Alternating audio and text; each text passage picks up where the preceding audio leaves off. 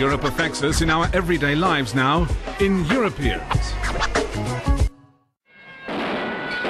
Paris, France, May 1968, at the height of the student protests. Those spring days 40 years ago saw the France of General de Gaulle shaken to the very core. The famed Latin Quarter, the epicentre of the riots back then, is now a magnet for tourists, and with them comes money. But does the revolutionary spirit of 1968 still linger in the youth of 2008?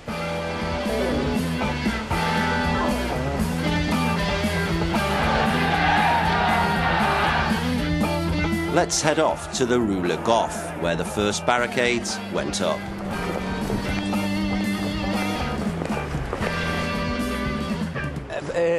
As you can see, the cobbles have gone. Obviously, the context has changed. Everything has changed. It's a bit like what Daniel Cohn-Bendit said. Forget 1968. Turn the page. The capitalist system, to defend its privilege, is taking violence. We will defend us with violence. Today we face other challenges, the environment, globalization, and above all, the construction of a new Europe. Adriano is a new type of radical. He manages the team at Café Babel. It's an interactive online magazine, a reference point for new European thinking. So let's put the question. What remains of the ideals of 1968 in the current Euro generation? For me, it's an Erasmus year in another city. Have fun, drink a few beers, mix with people from other countries, learn a new language. It's a political engagement. It's more individual and more profound than shouting the slogans of Chairman Mao.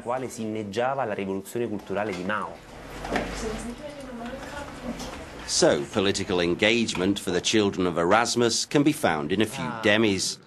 It's not so simple, Fernando assures us. These days, May 1968 on a European level just wouldn't happen. On the other hand, in 2005, there was a pan-European protest movement against the European Constitution.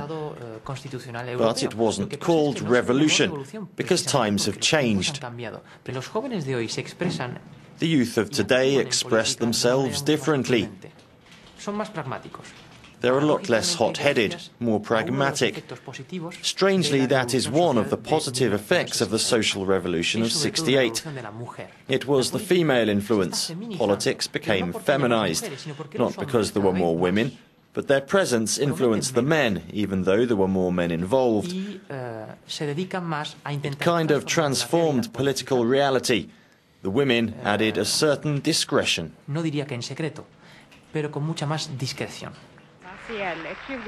They were strange times. The French entrant for Eurovision 1968, Masael's La La La, was a pure pop mini-skirted winner, while in Spain, Franco's fascist party was in power. For others, the ideas of 1968 marked a turning point for female emancipation. Brune Antoine has taken the ideas of the 60s sexual revolution a stage further. On her blog, you can learn all you wish to know about the sex life of the Euro generation. So let's ask this young Parisian if free love, one of the late 60s slogans, is something that can still be enjoyed. Well, for us, the children of the 80s, the idea of free love never arose because of the AIDS epidemic. I suppose this generation is a little more cautious as a result. But May 1968 played a huge role in bringing about the emancipation of women.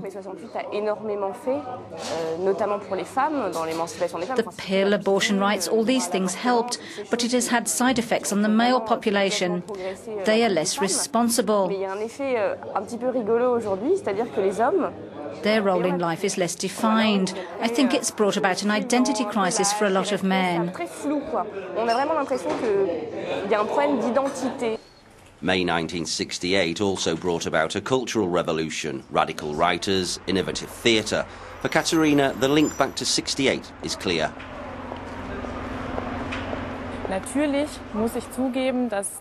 68ers, without doubt, gave culture a kick up the backside and have had a big influence on contemporary creativity. It's more democratic today. Anyone can produce art or fiction or music and display their work on the internet. Kreativ tätig werden. Man kann heutzutage im Internet ausstellen. Culture may be more democratic, but not uniform or staid, according to Katerina. But she's surprised by recent trends. Warum hat ein Film wie der jetzt in Frankreich rauskommt, Bienvenue chez les Ch'tis, herzlich willkommen. How can a film like Welcome to the Ch'tis be such a big hit in Europe? Ch'ti is a dialect from northern France. I see a return to regionalism, and it goes against the new Europe. Zu einem Regionalismus ist eigentlich ein Tritt in den Hintern für Europa, muss ich mal sagen.